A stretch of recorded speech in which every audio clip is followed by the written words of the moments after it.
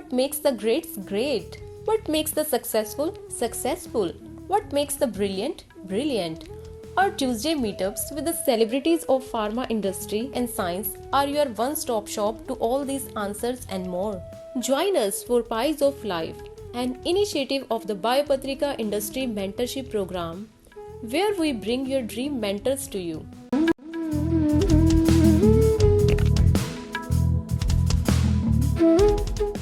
Fun fact, okay, so I love reading Ravinath's novels, storybooks. I'm very fond of poetry and I love dancing. So I'm a trained Kathak dancer, and yeah, I love dancing. That's an escape for me. Fantastic, fantastic. Akshay, we'll take a few minutes. Hi. And Yeah, sure. Hi. I'm Akshay Ravindranath. I'm a biotech professional as well. I've done my master's in biotechnology. I've worked in Australia in a company developing ddRNAi silencing therapies. I've also worked in Bangalore in Biocon, where I did a lot of upstream process development. And I'm currently in Canada looking out for opportunities here. My interests are, I have an artistic side where I do some painting, I do some clay modeling. I enjoy going for treks, enjoy cycling, and enjoy jogging.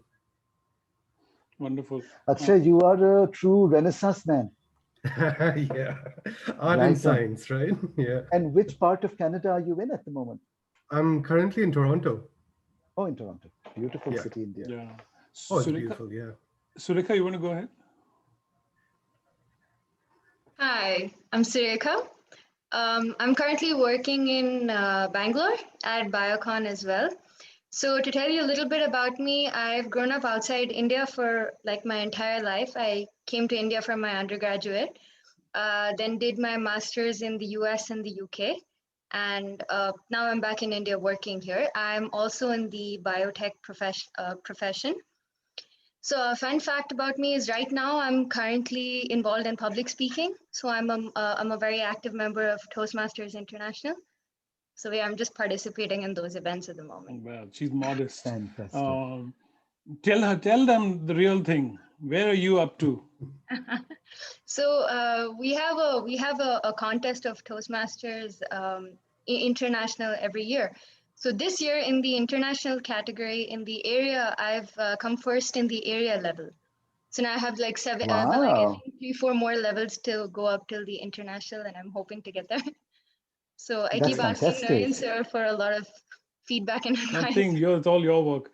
Okay, we'll do one more, and then the others can introduce themselves when they ask questions. So Ketan, why don't you go ahead, and then the others can introduce themselves when they ask the question.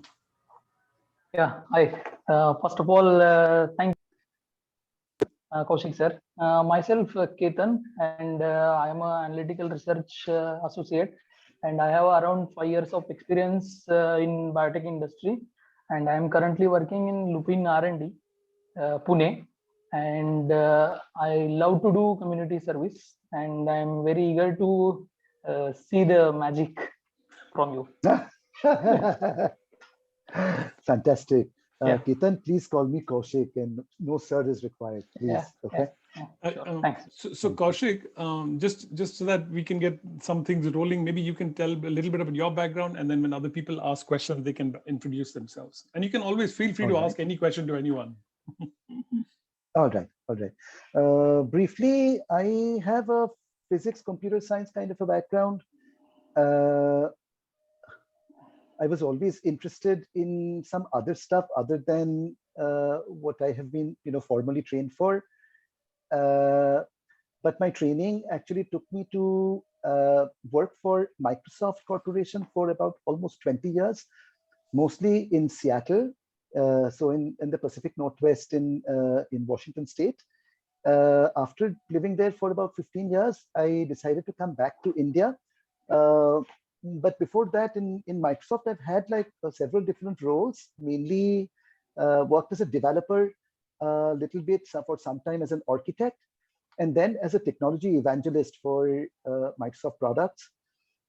So I decided to come back to India in about 2010, and then another for 5 years or so, I worked for Microsoft in the Asia Pacific area, and traveled a lot for work and for passion as well. And then I quit, decided to leave Microsoft, and then I started a startup in the machine learning space, in the machine learning sort of research focused space. Then ran it for some time. Also worked as an entrepreneur in residence for a financial infotech kind of a company. And then decided to start another startup with two of my friends. So currently, since 2018, I help run a startup called Onometra Technologies. And we mainly do custom development work in healthcare and in supply chain, and also do some research-focused research as a service kind of work for developing learning systems, mainly in digital therapeutics and healthcare. So that's what I do professionally. And I also work as a professional magician, mainly in the corporate sector, and do some workshops. I love singing, love reading, write a little bit, mainly travel writing. And also I'm a serious, or have been so before COVID, and a little bit before that, I've been a serious overland traveler. So had done like really long road trips across Asia, across Europe, and in Africa. Also the North American and the isthmus, the central isthmus, up to the South American continent. Have never stepped into South America as yet. But so that's, I think I'll stop here. So that's about me. Yeah. So in order to enable the question and answer, I think let's see if there are any open-ended questions first, and then we'll focus the questions to particular direction. And if you haven't introduced yourself, introduce, and then you can ask a question. Go ahead. Anyone? Yeah, so at some point you said at Microsoft you were a technology evangelist. Sorry, I butchered the pronunciation. What does that entail? That sounds very interesting. It's Akshay, isn't it? Yes. Akshay. Akshay, basically, so I worked in the core Windows group, which is the sort of the operating system that used to be the cash cow of Microsoft. And there is a whole set of hardware industry which has to work with Windows. For example, if I'm a printer manufacturer, or let's say I manufacture CD-ROM drives, or USB keys, whatever it is, they need to work seamlessly with the Microsoft OS, right? So for example, one advantage that Microsoft has is that it has an open ecosystem. It's not like Apple, where you have to have only certain things that work with the OS. And if you buy something from a third party, it may or may not work with an Apple computer, for example, which is a double-edged sword. The good part is that if it does work, then it works very, very reliably, right? But it may not also work. So which means that you're in a closed ecosystem, you have to buy the hardware that actually works with Apple. With Windows, it's different. It's an open ecosystem where if I'm buying something, I automatically expect it to work seamlessly with Windows. If it does not, then who do you think gets the flack? It's not the hardware manufacturer, it is Microsoft who gets the flack, saying, oh, you guys again have come up with something that doesn't work, or something like that. So, but the real fact is that it takes a lot more behind the curtain to make it happen. Because these hardware manufacturers, they need to work lockstep with Microsoft for about 6 months to a year in advance before a new version of the OS is released.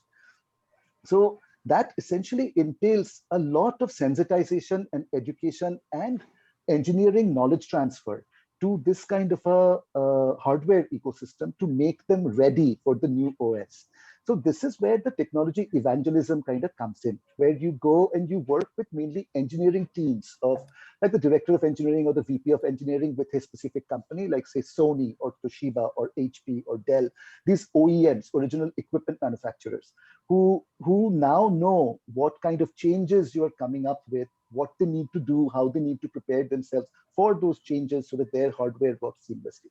So this was sort of what it's a lot of ecosystem development, let's say. That sounds very interesting.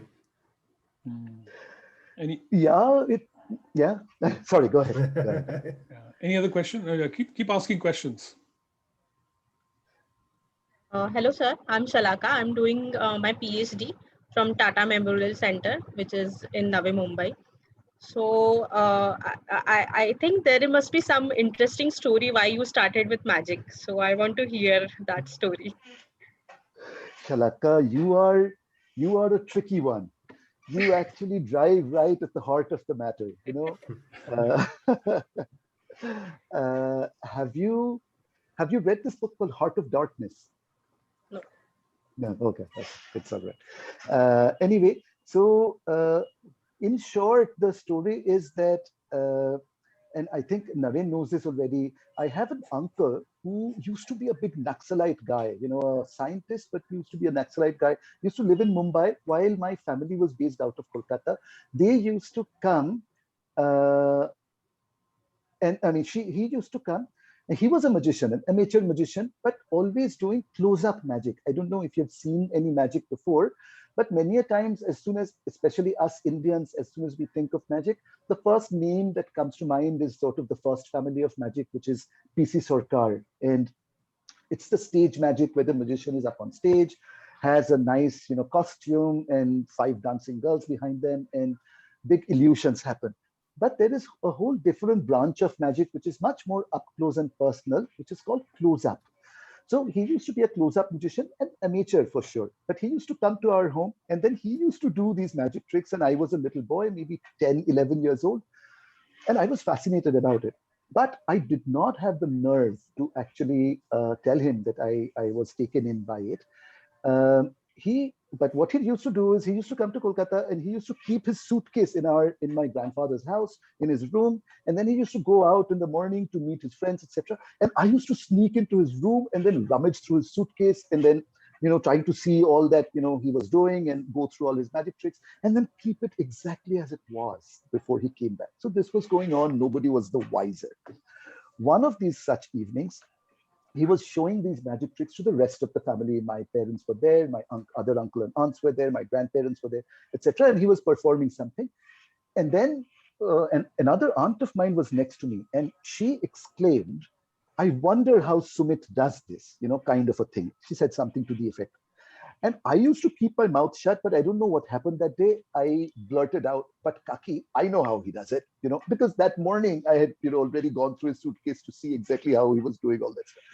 And I don't know, Shalaka, he heard it from the other side of the room and then looked at me and just blasted me. He's like, "Of course you do.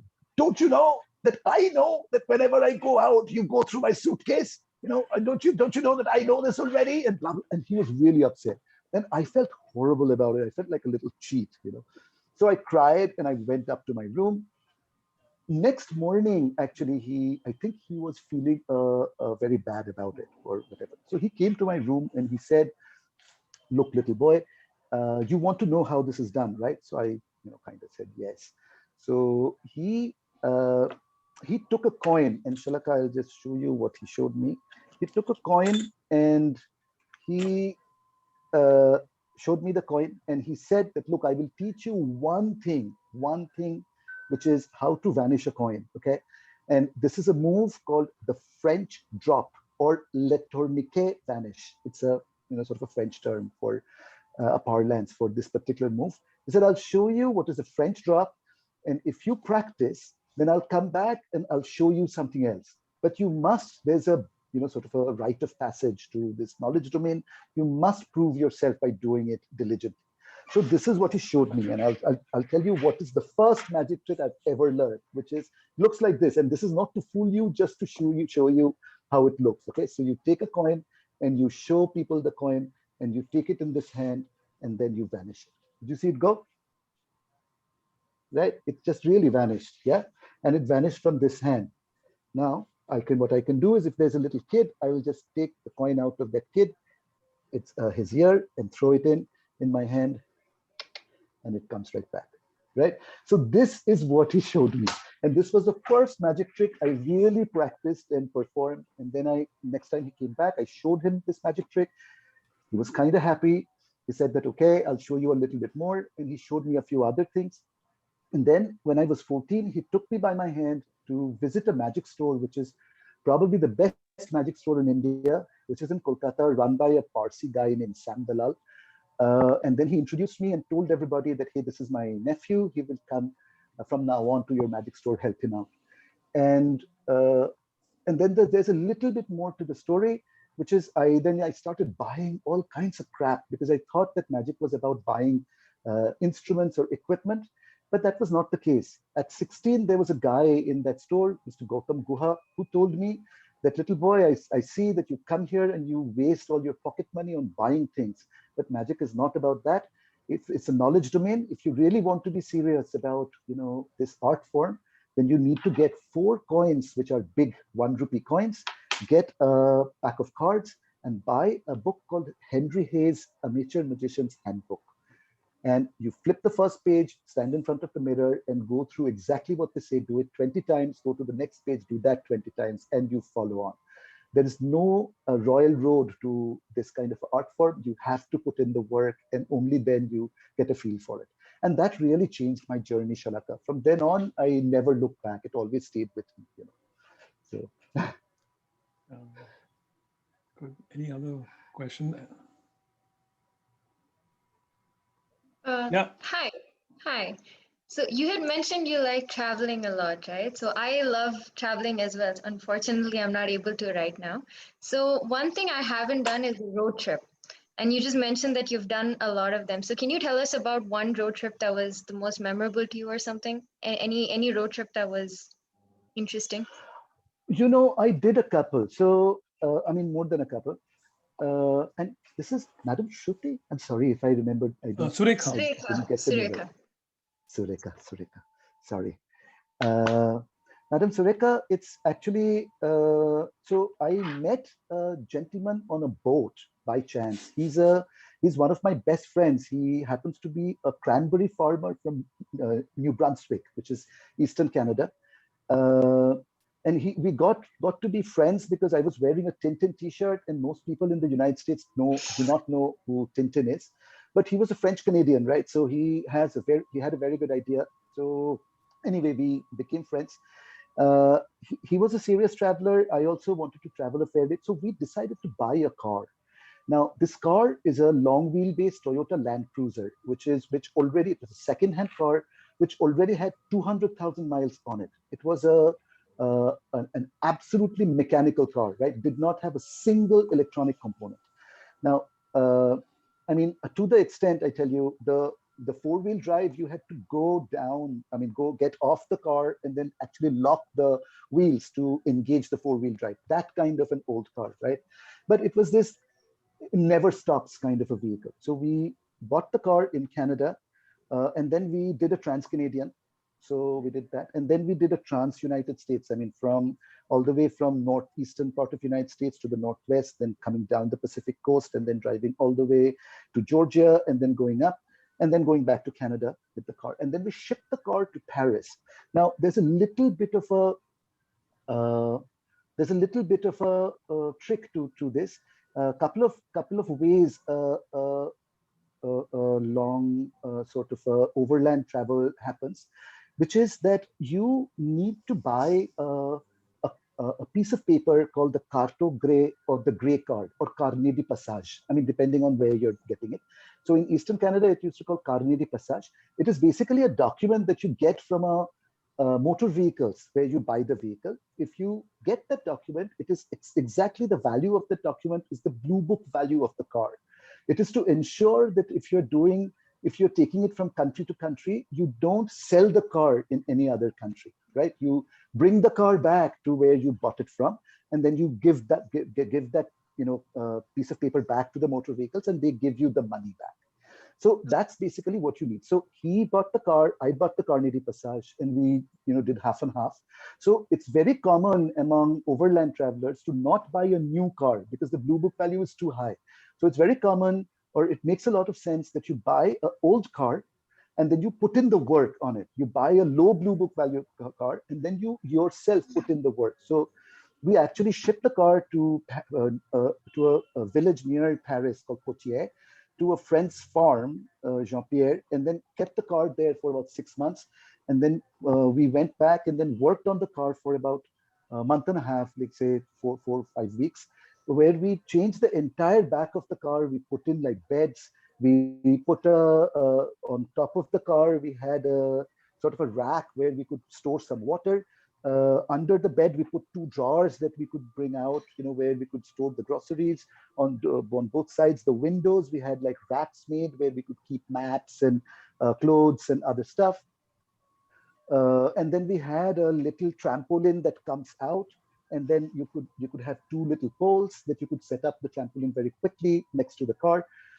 Then one of the longer trips we did was we started from north of Belgium, and then we drove through Belgium into France, and then we crisscrossed through France, and then we crossed the Pyrenees mountain into Spain, and then we crisscrossed through Spain, and then took the Costa del Sol route through Malaga into Gibraltar. So from Gibraltar, actually a very port, Algeciras, a port close to Gibraltar, we shipped the car on a boat into Morocco.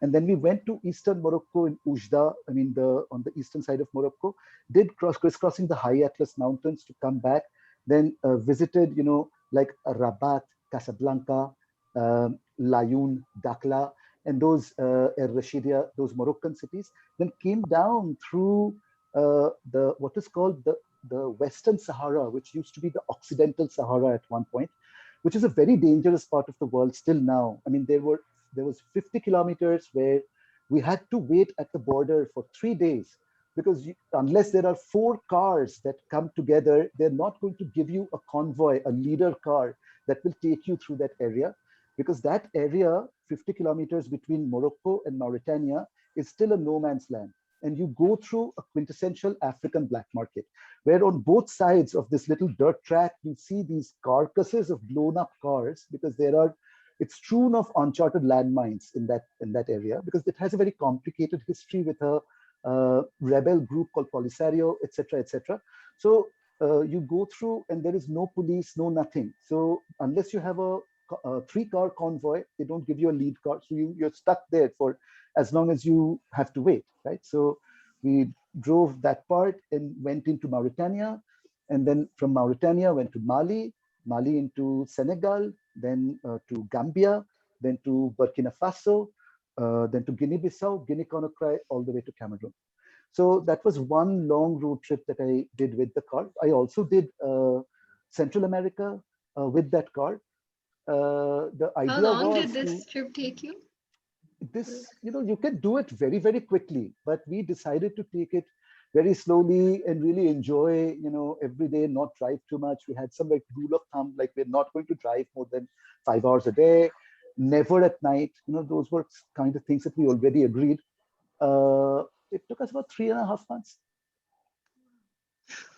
3.5 months. So every day sleeping, but sleeping in the car or sleeping in the tent right outside the car, right? And it was, but I tell you, it sounds more adventurous than it actually is. I mean, you drive, you take some time out in the middle of the day, you eat a little bit, you drive again, you stop by 3 or 4 in the afternoon, at the most 5, while there is still light. You have the tarp, you put the carpet out.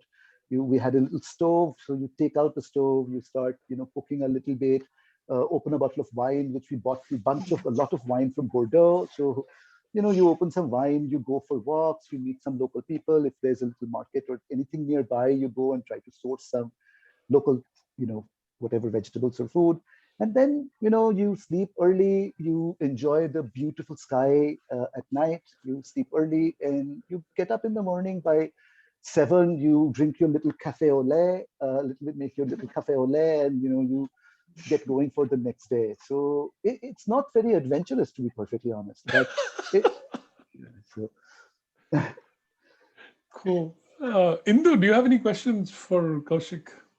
Thank you so much. Thank you for Yeah. sharing that. Hi, Kaushik. This is Indumati. I'm working as a consultant in R&D lab function in Synge International Limited. I'm having around 1 year industrial experience. So I would like to know about your startup business.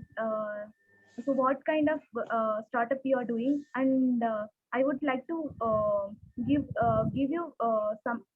us some tips if we are gonna business to startup. Wow, Indumati, good set of questions.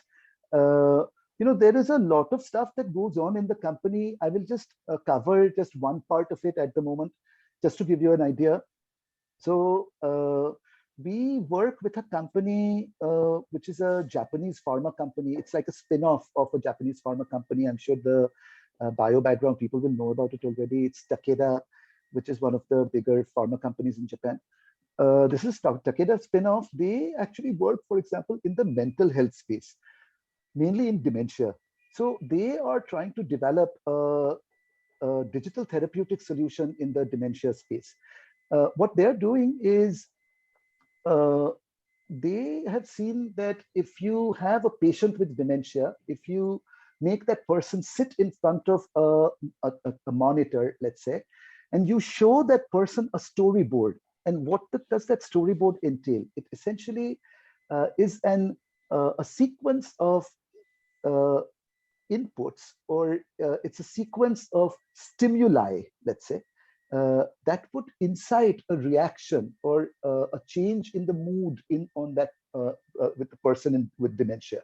And that is apparently, and I'm not a healthcare professional, so I don't know the medical side of things, but having a change in mood and this engagement actually helps in keeping the mind fresh and slowing down the progression of this kind of a disease. So what they show is a mix of some video, some audio, some songs, some photographs of the person's own perhaps life or their history. They also target two other vectors, which are, one is the olfactory. So they have a olfactory set of cartridges which can be fired through an IoT mechanism and an Internet of Things kind of a mechanism through the internet, where for example, if you're seeing a field of tulips, you get the tulip smell wafting in to your nostrils, so making it more real. So they trap that vector also. And the fourth vector they're trapping is they have a glove in which you fit your hands, and they have like a little mechanical device where you can, if you're seeing, for example, you're seeing on the screen the photograph of your dog, then you can actually pet the dog or get a feeling of your petting your pet, that kind of a. So this 4-vector stimulation framework is what they're trying out. So now the question is that how do you make a storyboard that engages the person and brings out not necessarily positive reactions, but a mix of negative and positive reactions. Crying or having a sense of sadness is also a very good thing for a PWD, a patient with dementia. So what we are doing is, and then the question is, how do you measure the engagement? So when you are showing, so right now what happens is when the person with dementia sits in front of such a system, then the storyboard is handcrafted by the person who is actually controlling this experiment, right? The moderator or the person setting up the experiment, they handcraft this sequence of stimuli that the PWD will see or experience. Now, once that is done, then the PWD goes through that sequence. And then what we do is we actually have a framework we develop a framework called ARDF, which is the Automatic Reaction Detection Framework. So we detect micro expressions, we do eye tracking, we do postural feedback, and we get an idea of the engagement level for each individual stimuli. So as the visual shifts from a photograph of himself over to a song that was very popular during his college days to something else, we can decide on if the person is looking away, if the person is moving towards the screen, moving back, etc., etc. We kind of figure out the level of engagement. What we do is we take this data and we flow it back into an online learning loop, which is called reinforcement learning, in a sort of a semi-supervised online learning loop with an artificial neural network set up. And then we try to figure out what is make the ANN, the artificial neural network, learn what could be the best pathway of engagement for this PWD.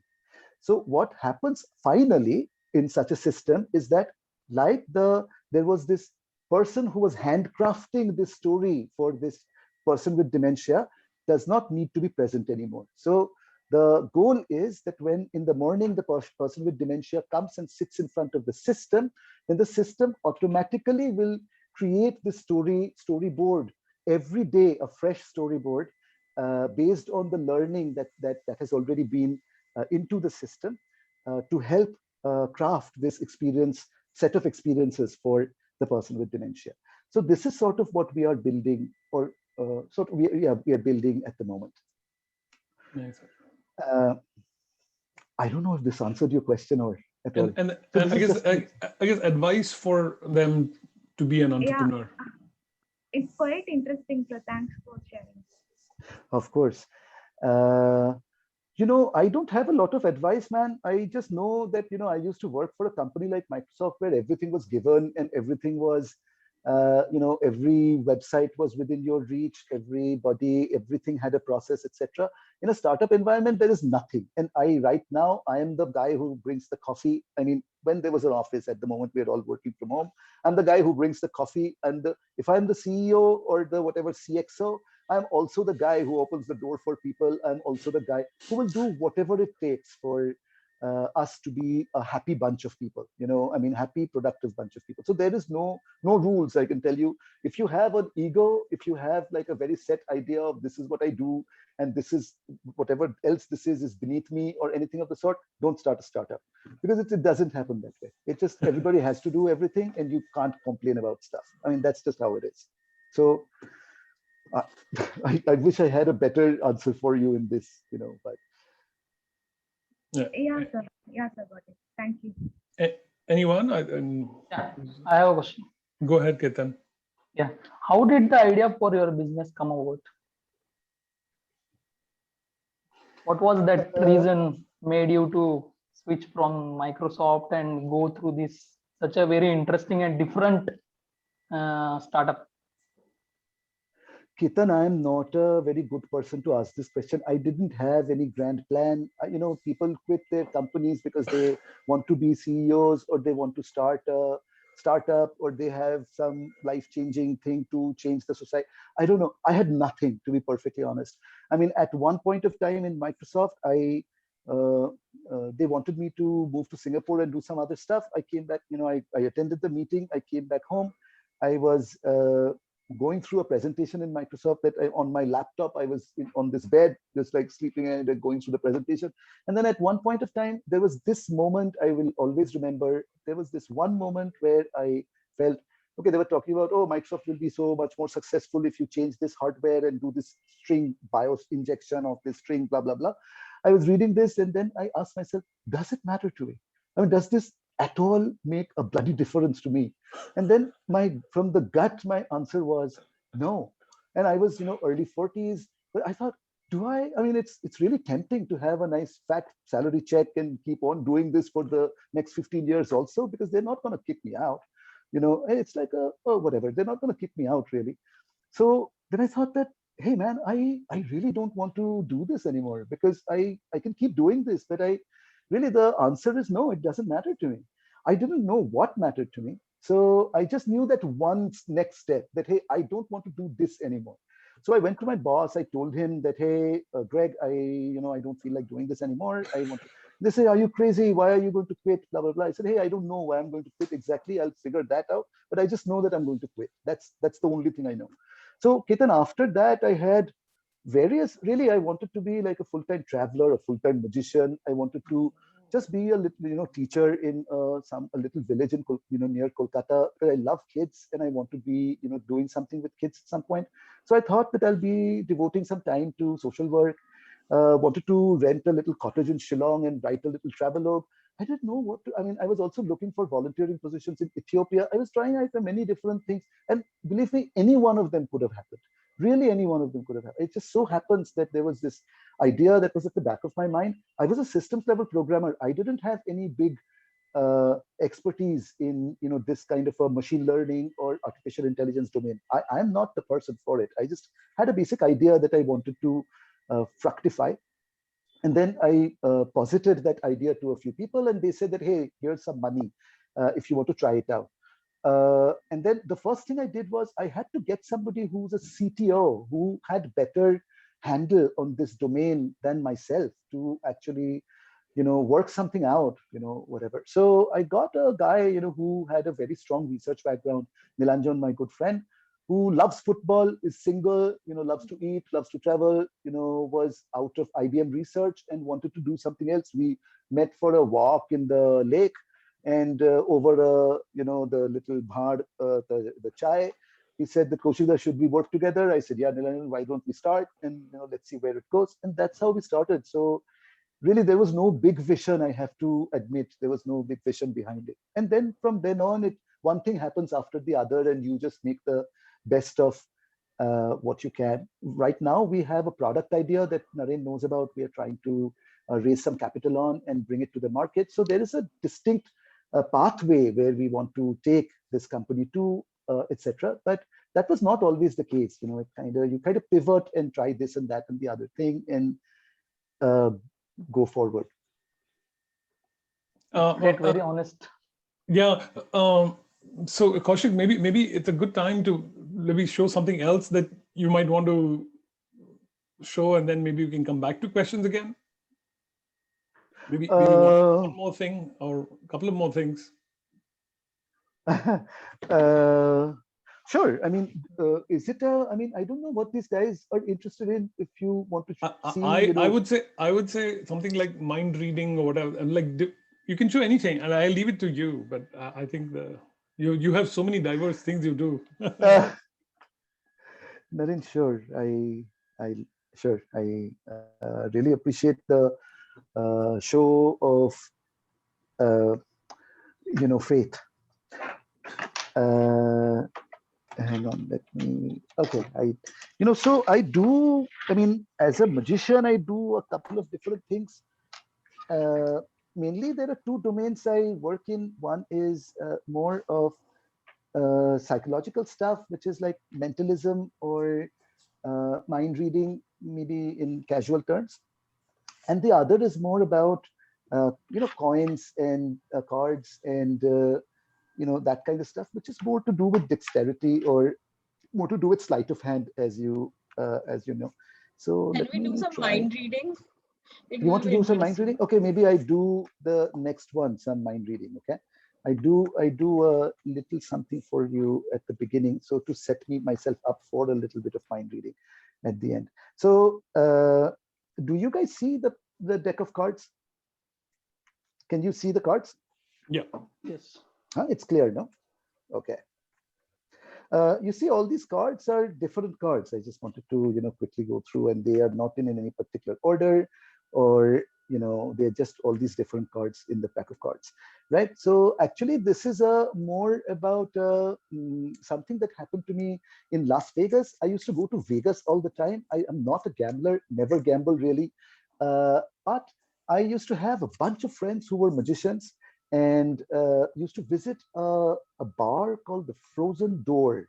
And at the end of the night, after 11 or 11:30, that's when a bunch of famous Las Vegas magicians would come to this bar, and they would perform. If and if you were an amateur or if you were a student of magic, as I was, they would always help you out and show you stuff, etc. Which was I don't know, if you are a cricket fan, it would be like going into a club with Sachin Tendulkar and Rahul Dravid and, Lakshman, being there giving you batting tips, something like that.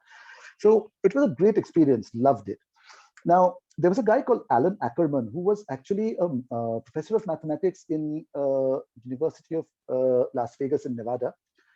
He showed me something about a guy named Di Vernon, who was a very, very famous magician from Canada. So this is a story about Di Vernon, and which Alan showed me, or Alan actually shared it with me. So he said that Vernon was once sitting at his chair in his a throne in the Magic Castle in Los Angeles. And then there was a young guy who comes to Vernon and said, "Hey, Mr. Vernon, Professor, can you show me something?" So Vernon said, "Okay, son, I can show you something else." And then what Vernon did was he said that, well, what I'll ask you to do is I'll ask you to choose a card.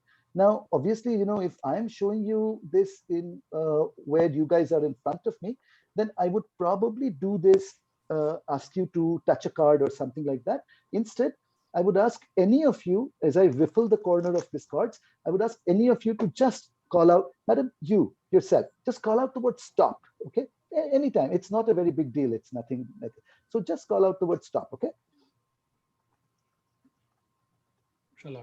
Anybody, just call out the word stop. So I just want to hear the word stop anywhere. Stop? Okay. So let's say, would you guys remember this card? Yeah? Okay. So, okay. So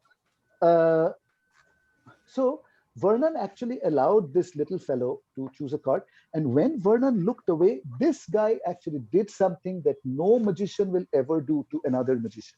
This guy, what he did was, he just took some of these cards and turned it over. So some cards are face down and some cards are face up. And then he wove these cards together like so. So these cards just go one inside the other, just like this, right? So all these cards just go through. As you can see, they just mesh.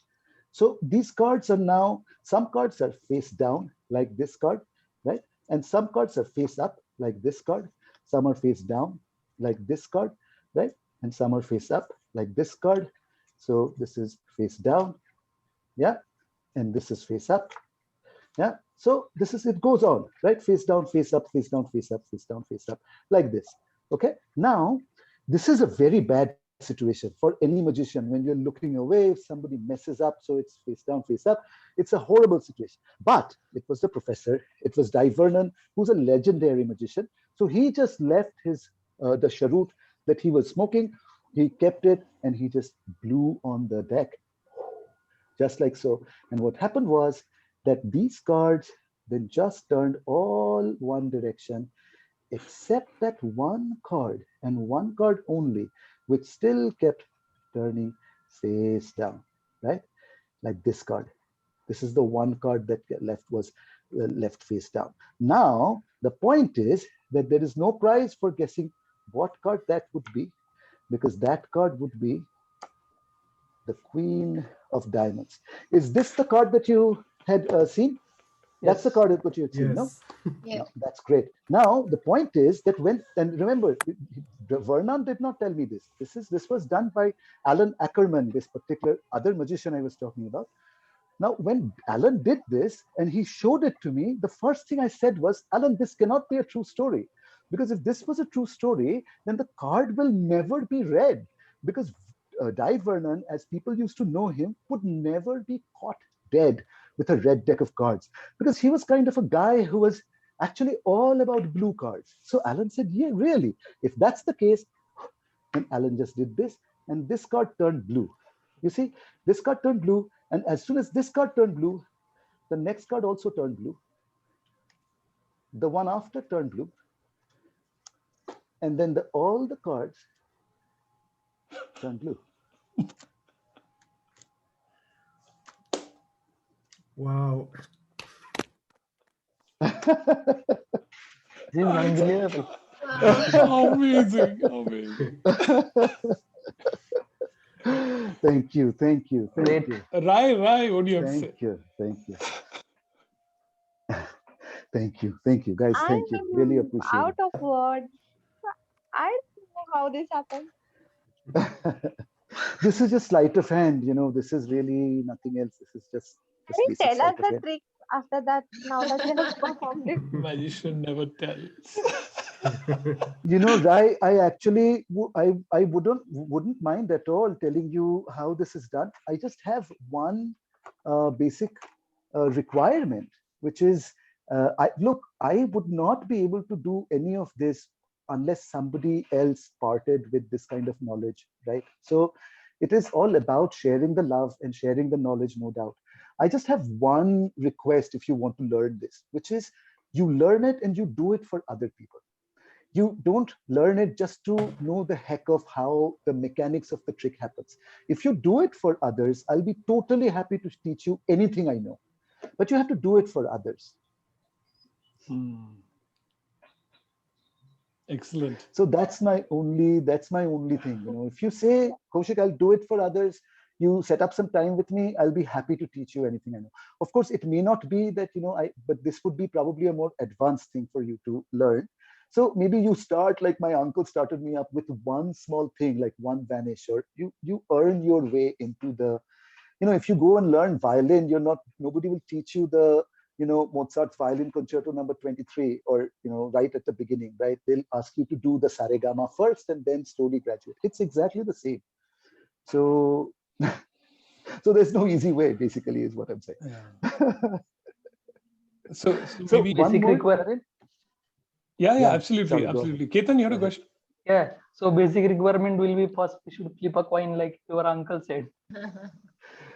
Ketan, I would say, if I teach you, if you have a coin, and maybe we do another session, but I show you how this little French drop thing is done, this one little thing.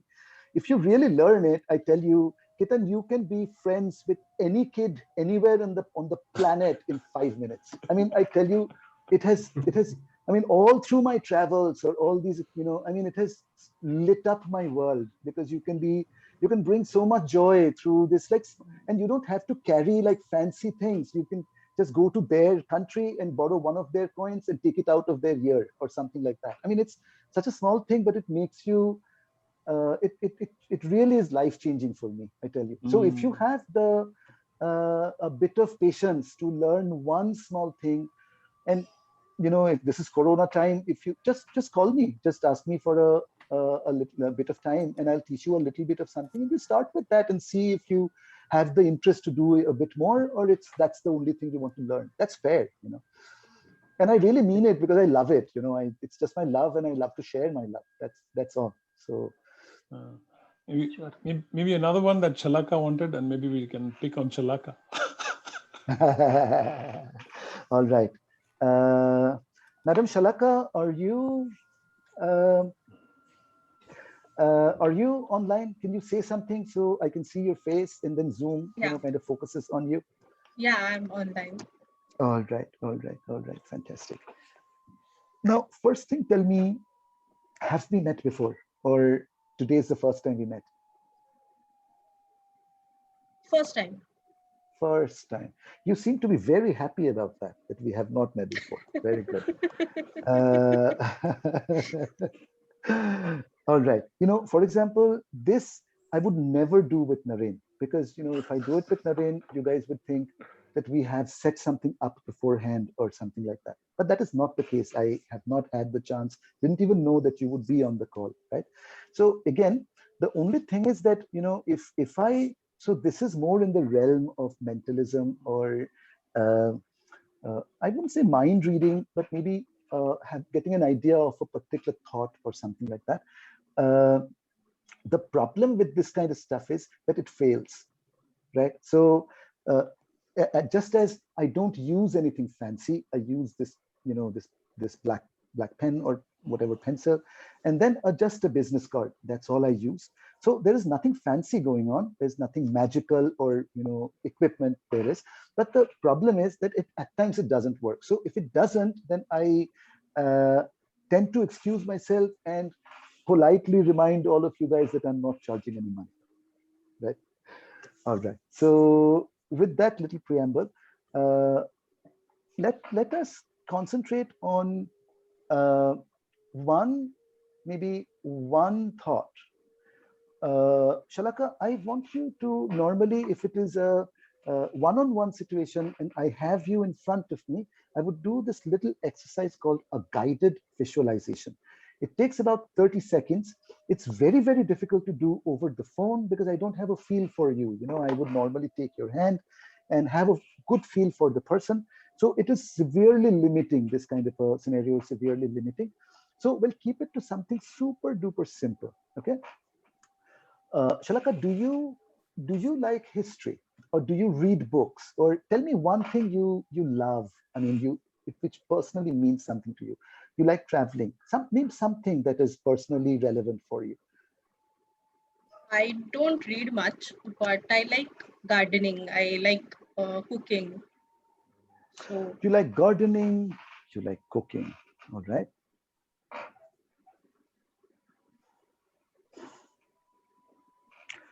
Okay.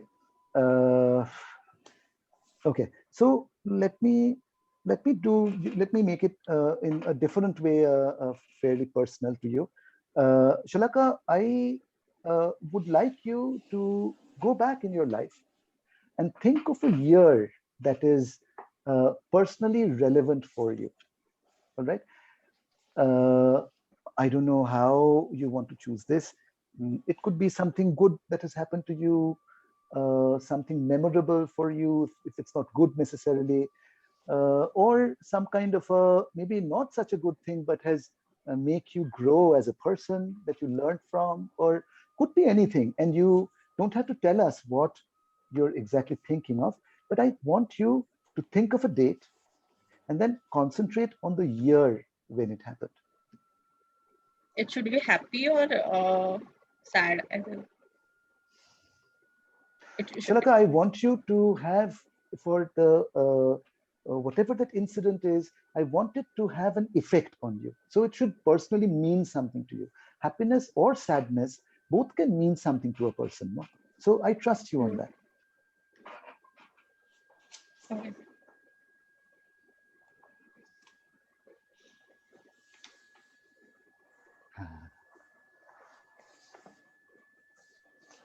So nice, no? I mean, just to see the micro expression of a person, just to see their brain ticking, just to see, you know, how when people take things out of their past, then their eyes actually access always the northwest and the northeast corner, isn't it? And there are, do you know of this guy called Paul Ekman, who did a lot of expression analysis? So one of the things that he found out was that doesn't matter wherever we are on the planet, including cultures that are not enculturated with other stimulus like religion or ethics or anything, like the Maoris of New Zealand, even their expressions for the 6 basic emotions are the same, right, as the person who lives in New Delhi or something like that, very urban. So this stuff is kind of based a little bit on that. Just tell me, you have a year in mind, don't you? Yeah. You have a specific year in mind. Now you see this card is blank on both sides. I want to write something on this card. Shalaka, again, this is just an impression. So, a little bit here and there, or near miss, you have to give me a little bit of credit, if not the whole thing. Okay. All right. So, think of the year, but Shalaka, the first digit of that year will be either a 1 or a 2, because it will be either the 2000s or 1900, right? So just think of the first digit. And Shalaka, I want you to imagine you're standing in front of a wall. On that wall in huge, it's a white wall, on that wall in huge black letters is written that year that you're merely thinking of. All right. Now you were just thinking of the first digit. I want you to skip all the digits in between. So there will be 4 digits. So you skip the 2 middle digits and go right at the end and think of the last digit. Huge letter, huge numeral in front of you. Okay. Are you good at painting? Are you good at drawing? I think drawing maybe. Drawing pretty good, yeah. Okay, yeah, I kind of get that feeling also. So, Okay, so this is really tough for me over the phone. So I'll just do one more small step. Shalaka, make sure your mind is sort of blank. It's a very tough statement and it's very difficult to do. But I want you to imagine you're staring up at the inky black sky, like absolutely dark black sky. Now I want you to imagine that date written on that sky in neon green letters, right? Neon green, really neon green letters, right? That date is written.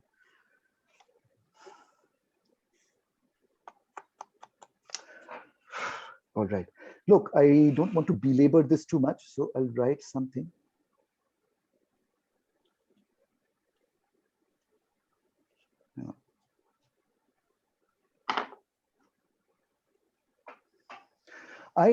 Look, madam, I have committed myself. Whatever it is you're thinking of, I have committed myself. I cannot change what is written on this card, okay? Now, what I want you to do is I want you to tell all of us what is the year you're thinking of. 2009. 2009. All right. Do you want to share with us why you were thinking of that year or no? Oh, It's because okay that day, that day I met Pratik, who is my husband. I met him first time. Ah, so you're thinking of I hope it's a positive emotion you're thinking of, no? He's right there next to her, listening to all of this. No? Oh, he's right. No, usually is. All right. All right. I think Mr. Pratik is a lucky man for sure. Shalaka, great. The thing is that, it's very nice that you were thinking of this kind of a positive thing in your life. Look, I haven't met you, so I could not go to your Facebook page and see, any of the dates or have some kind of a idea about what you were going to think. It's totally random for me that year. But I'll show you this card has not left your site, right? This was always in your site, in front of you, has not left. And this pen had not left your site either. So I will show you what I have written at the back of this card. Do you see what's written? Yeah. Yeah.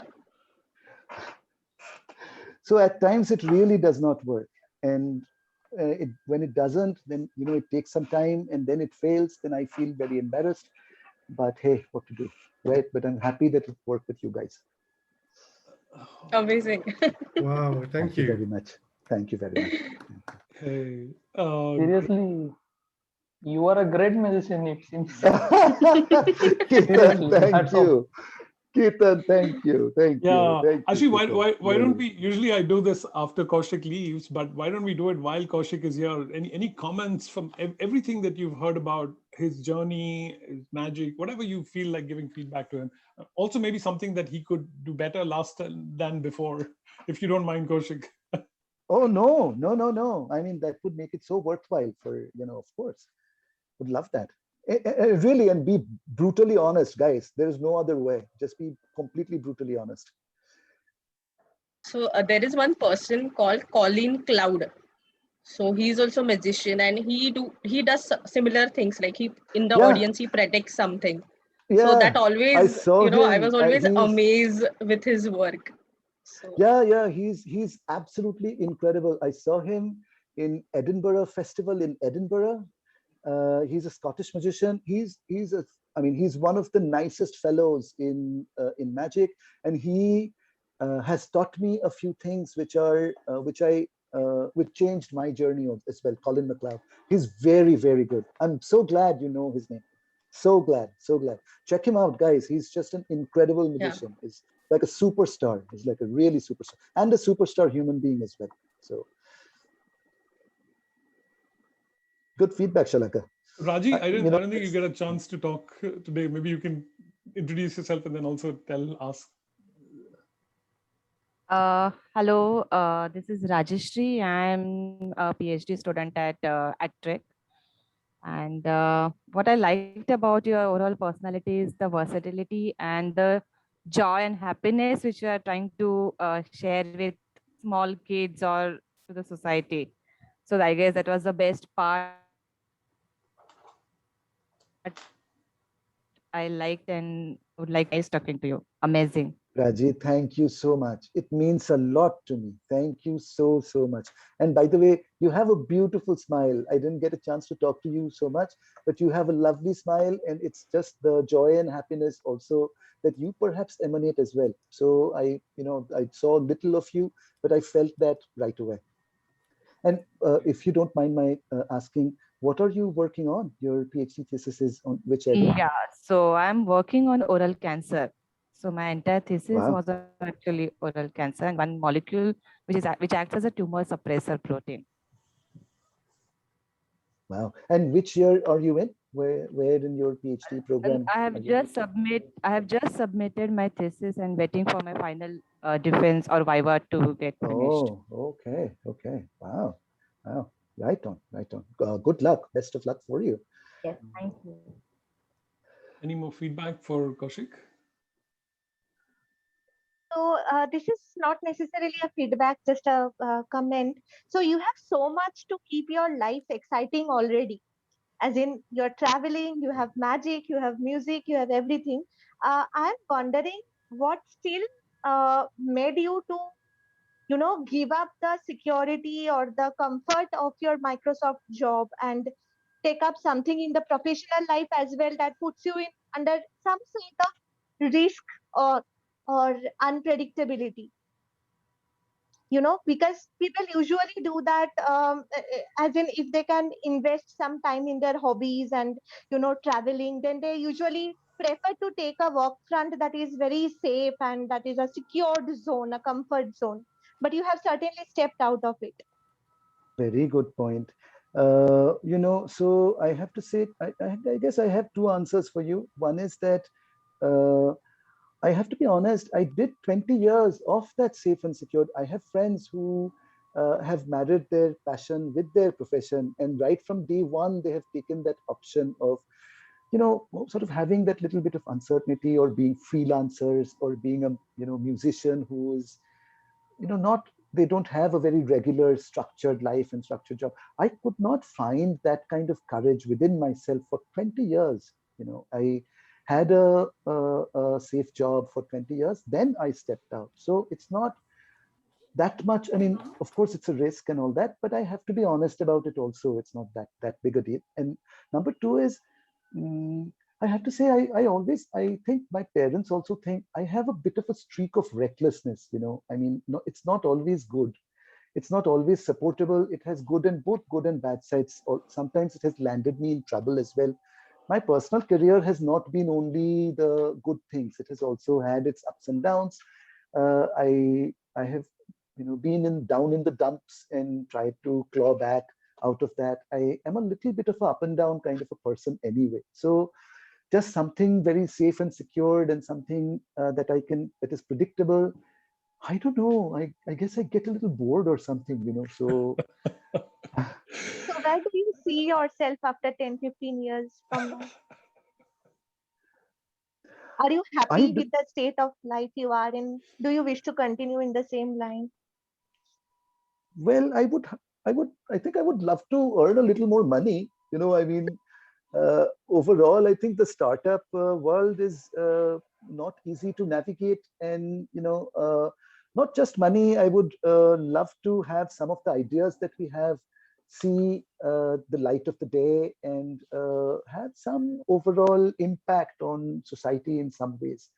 But I don't have a lot of vision beyond that. I have to say, I'm more like a live on a, be true to the moment kind of a guy. I have always been so want to be happy, want to be kind of authentic, in what I do on a daily basis, and kind of be happy about it. So that's sort of the first primary goal. Right, so I know it's very late for you guys. It's almost 10 o'clock, but it's almost 10 o'clock, so it's not yet 10 o'clock. So Kaushik, we do the rapid fire again for you, okay? Ready?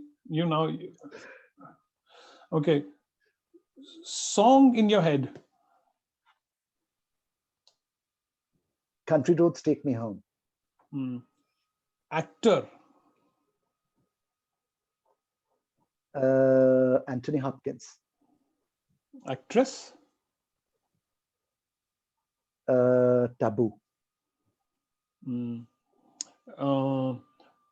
It's a little long question. What do you think people get surprised by? Dishonesty. Teacher? Life. I was looking for name or some teacher who has sort of influenced you.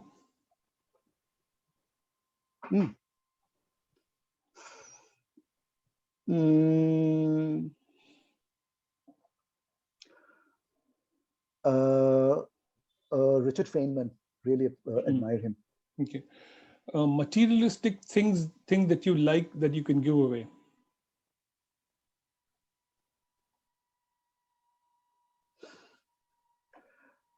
I don't know, Naren, other than my books, I can probably give away anything. No, that you like, that's important. Oh, that what I like, but I can give away. But yeah, it's tough, but you can give it away. Yeah. My little vinyl collection. Oh wow, that's a big one. Best advice you've got?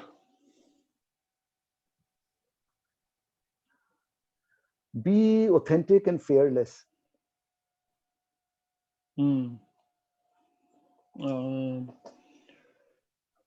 Which era would you have liked to have been born in?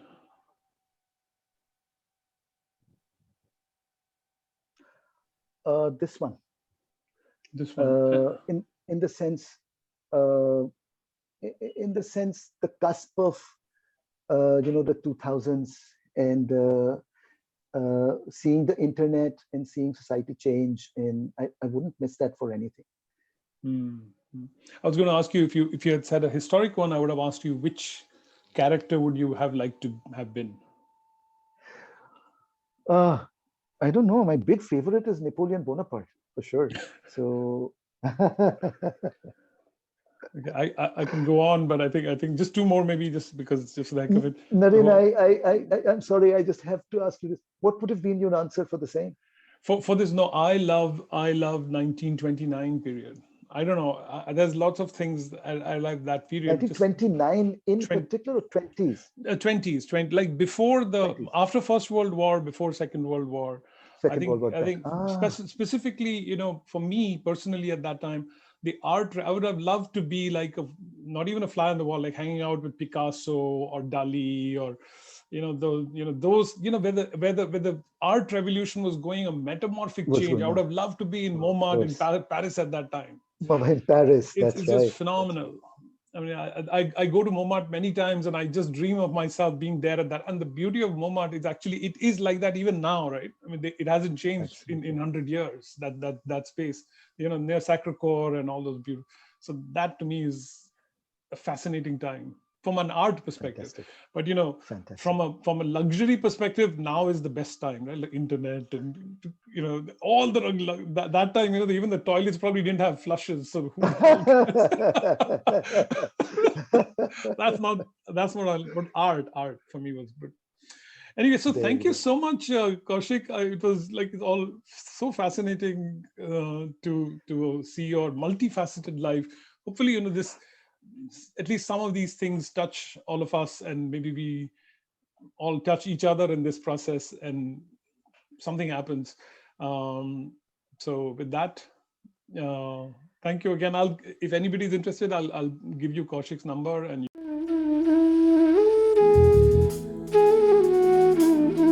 a network should last a lifetime.